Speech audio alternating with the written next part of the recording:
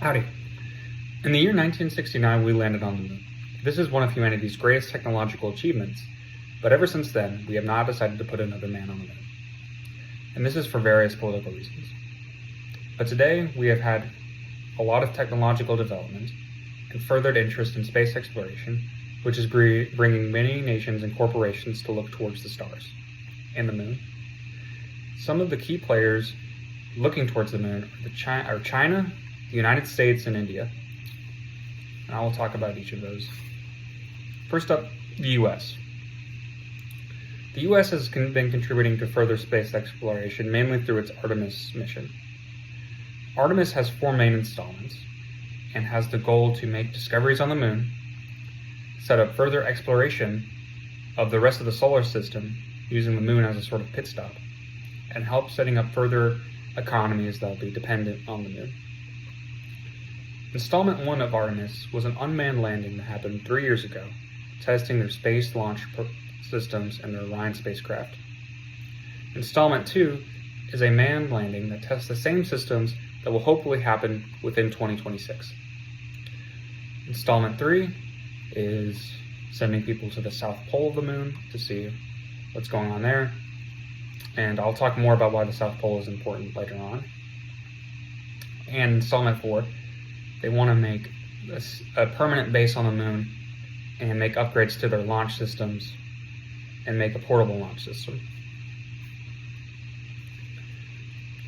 According to NASA, some of the resources, like some of the benefits that we could get from going to the moon is seeing how a human settlement performs outside of the Earth's ecosystem, seeing how they manage their local resources to sustain themselves, and seeing how low gravity affects the human body over long periods of time.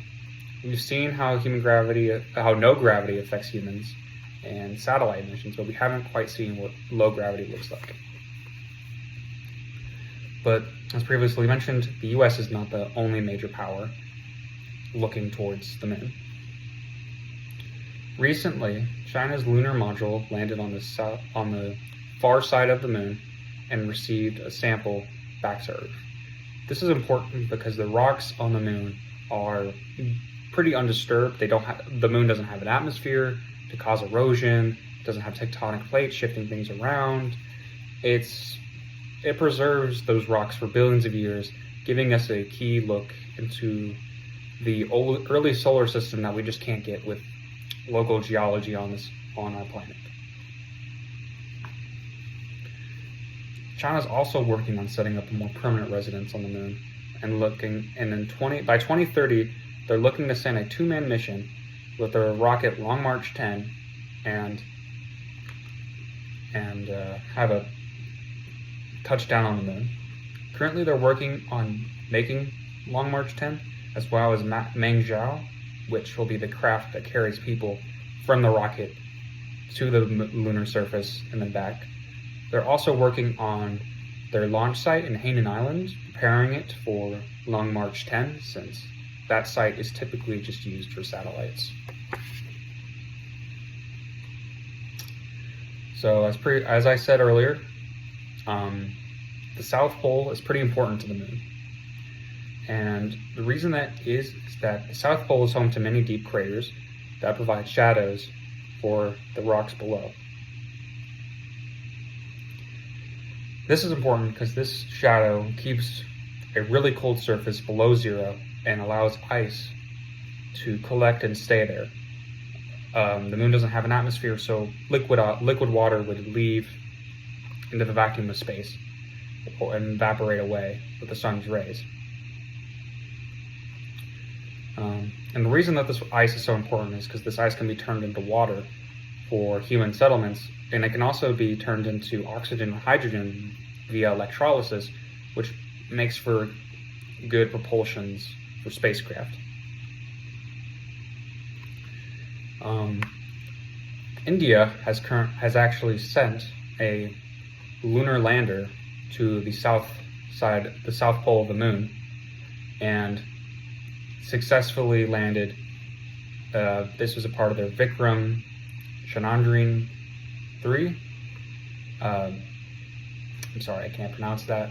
And this is This is according to The Guardian. According to Reuters, Russia also sent a lunar craft to the South Pole of the Moon, but unfortunately it crashed because the propulsion system stayed on for too long. Those who worked on the spacecraft believing it to be a malfunction of some microcontrollers on the rocket. As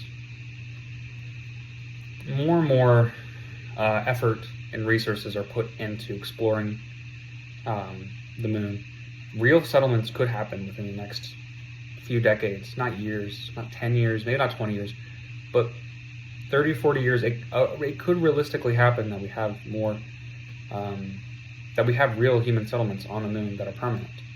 And the water in the south could lead to some interesting contention between nations and corporations, since no one really technically has ownership of the moon, but that will be for time to tell, and we'll have to just wait and see what happens there.